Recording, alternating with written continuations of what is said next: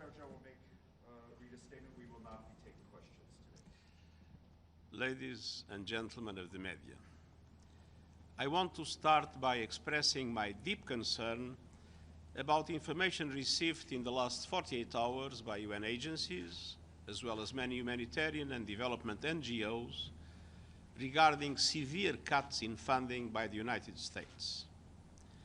These cuts impact a wide range of critical programs, from life-saving humanitarian aid to support to vulnerable communities recovering from war or natural disasters, from development to fight against terrorism and illicit drug trafficking.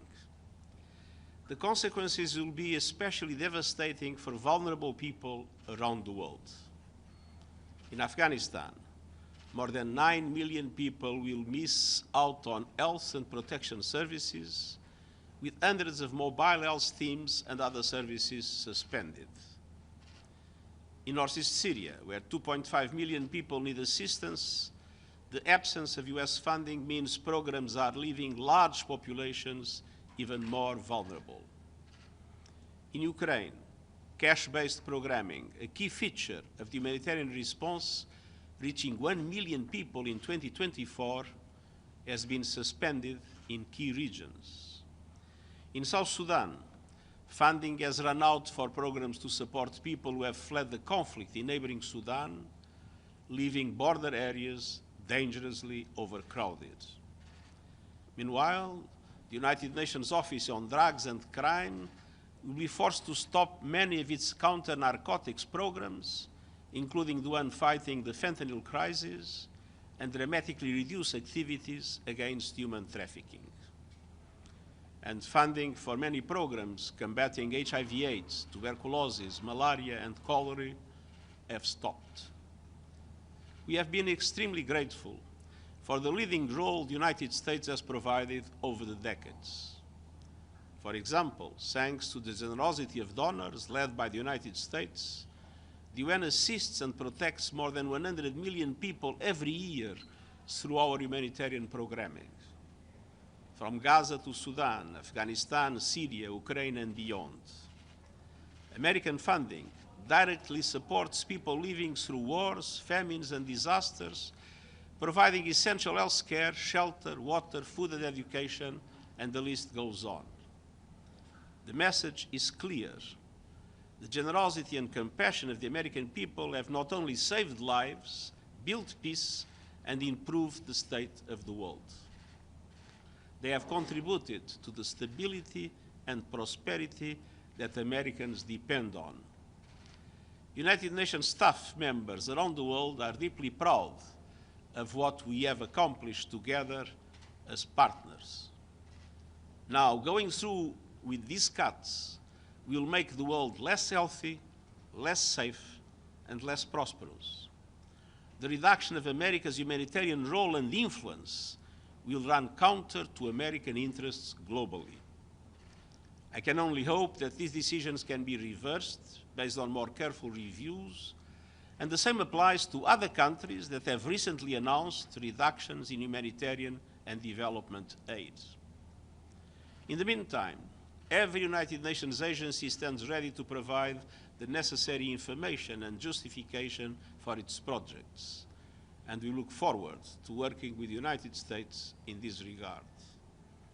All humanitarian coordinators in the field are urgently updating strategies on how to protect as much life-saving work as possible, and the Interagency Standing Committee, which brings together UN humanitarian agencies and our partners, has agreed on an ambitious plan for efficiency and prioritization.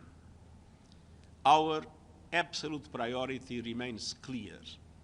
We will do everything we can to provide life-saving aid to those in urgent need. And we will continue our efforts to diversify the pool of generous donors who support our work. We remain committed to making the global humanitarian effort as efficient, accountable, and innovative as possible while continuing to save lives. Dear ladies and gentlemen of the media, next Tuesday I will be in Cairo to join the extraordinary summit of the League of Arab States to discuss the reconstruction of Gaza. Since the horrific attacks of terror by Hamas in Israel on October 7, the ensuing hostilities have unleashed an unprecedented level of death and destruction in Gaza. Gaza has become a nexus of death, displacement, hunger, and disease.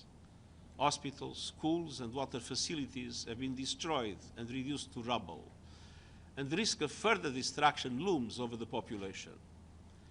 Tuesday's summit is an opportunity for leaders across the Arab world to come together and discuss the elements required to deliver peace and stability in Gaza. Their unified position will help guide the way forward. I will outline key priorities. First, the ceasefire and hostage release deal must hold. The coming days are critical. The parties must spare no effort to avoid a breakdown of this deal. I urge them to uphold their commitments and implement all of them in full.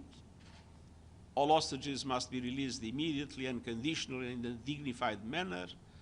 The parties must ensure humane treatment for all those held under their power, and all transfers must be carried out in a dignified way and as per the terms of the deal. Humanitarian aid must be maintained, protected, and funded, flowing without impediment to reach people in desperate need. Each moment the ceasefire holds means more people reached and more lives saved. Time and again, we have shown what we can deliver. Since the ceasefire, humanitarians have been able to scale up and expand operations in Gaza, including areas that were unreachable during the fighting. Together with our partners, we have reached hundreds of thousands of people, providing food to nearly everyone in Gaza, delivering shelter kits, clothing, and other essential items to tens of thousands of displaced people, and doubling the amount of clean water available to the people in Gaza. Meanwhile, our partners have distributed medical supplies reaching some 1.8 million people, helping health facilities continue their life-saving work. The message is clear. With the right conditions and access, we can do far more. The ceasefire must hold. We must keep the humanitarian lifeline open. And as part of this, I once again appeal for the urgent and full support of UNRWA's work. UNRWA's unique role must be maintained. Second, ending the immediate crisis is only a first step. There must be a clear political framework that lays the groundwork for Gaza's recovery, reconstruction, and lasting stability.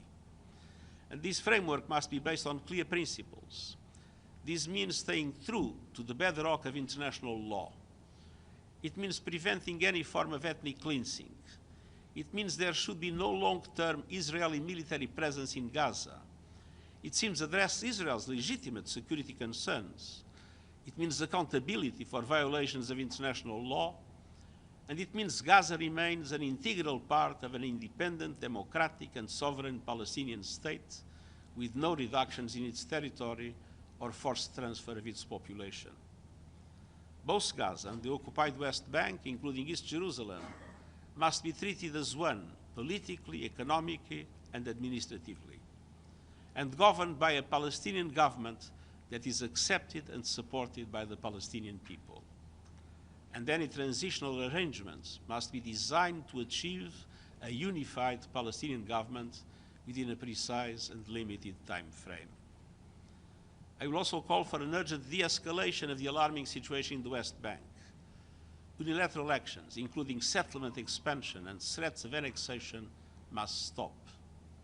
I call for an end to attacks on civilians and their property. Finally, we must take tangible steps now towards the realization of a two-state solution. The Palestinian people must have the right to govern themselves, to chart their own future, and to live on their land in freedom and security.